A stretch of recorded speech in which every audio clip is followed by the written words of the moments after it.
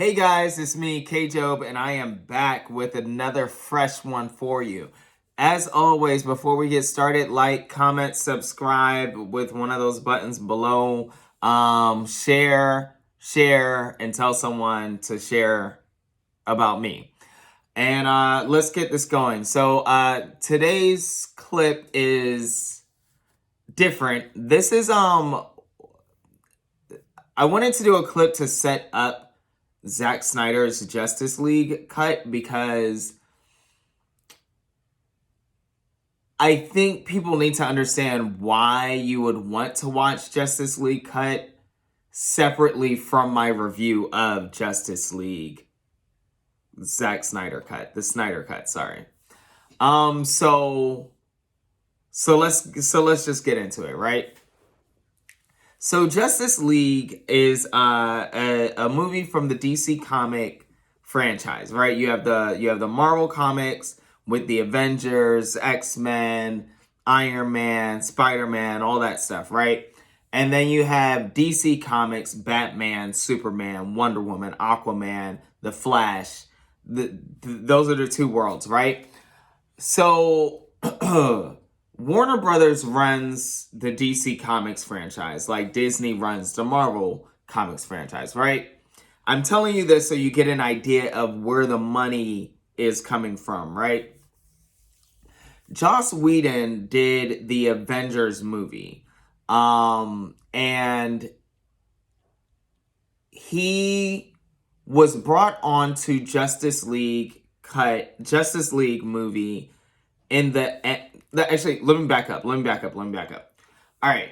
The Justice League movie is basically the Avengers of the DC Comics franchise, right? Justice League is a league of superheroes that involves Superman, Wonder Woman, Green Lantern, The Flash, John the Martian Hunter, Aquaman, etc., Cyborg, and so on.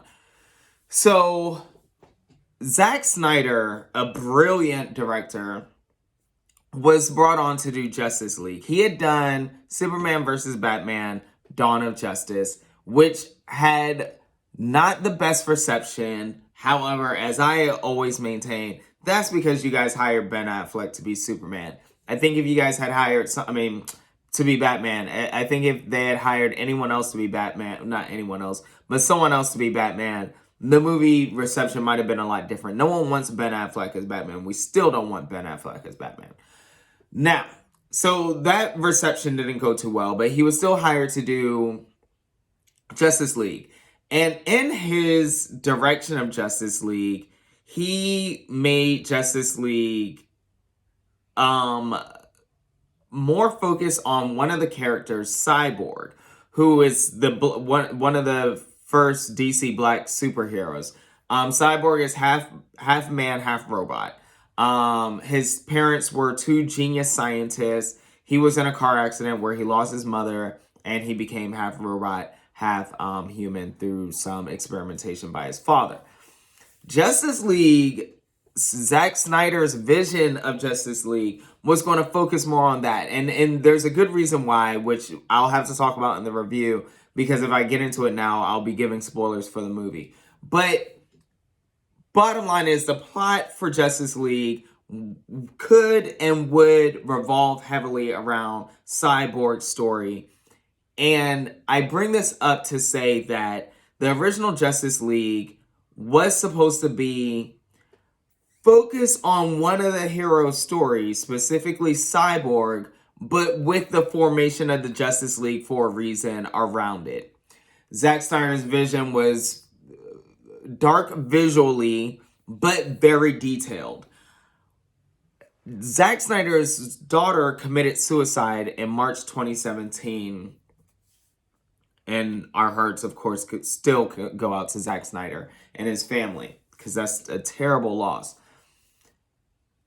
Because of that, and because of the pressure of completing the movie, Zack Snyder was like, I have to take a step back. And truth be told, there's some speculation around that. It really sounds like Warner Brothers forced him out, because realistically, Warner Brothers already had Joss Whedon. Now we're getting into Joss Whedon again. Joss Whedon on the back burner, who was hired to lighten up the look of the Justice League footage that they had seen. They felt like the movie was too dark and it was going to get the same reception that the Superman versus Batman Dawn of Justice got.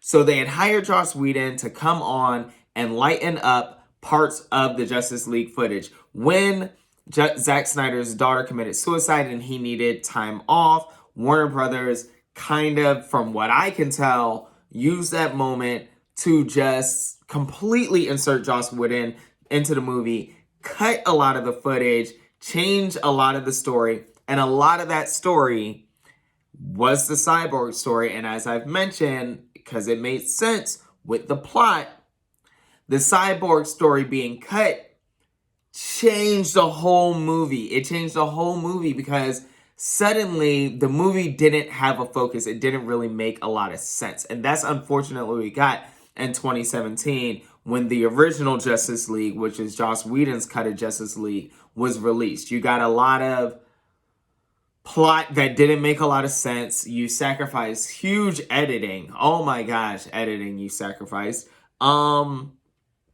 And ultimately, a lot of people have come out and said Joss Whedon's an abusive, horrible director. People who've worked with him on Buffy the Vampire Slayer said that. People who worked with him in Justice League said that. You sacrificed a lot. So I say all that to say, and this is why this needed to be a separate clip. The Zack Snyder Justice League version is something, one, most DC, if not all DC fans are looking forward to, but two, just superhero action movie lovers would look forward to, because his version of the movie was the version we were supposed to get. His version was the complete version. When Joss Whedon was hired, he was already hired to cut a lot of the story and a lot of the plot from the movie and to lighten up the visuals. And anyone who loves DC Comics, chances are you love it, a good part of it, because it's dark. Like Marvel, listen, Disney owns Marvel for a reason. It is a very lighter version of hero stories. One of my complaints is that Marvel people never die. I mean, you snap them away and they come right back.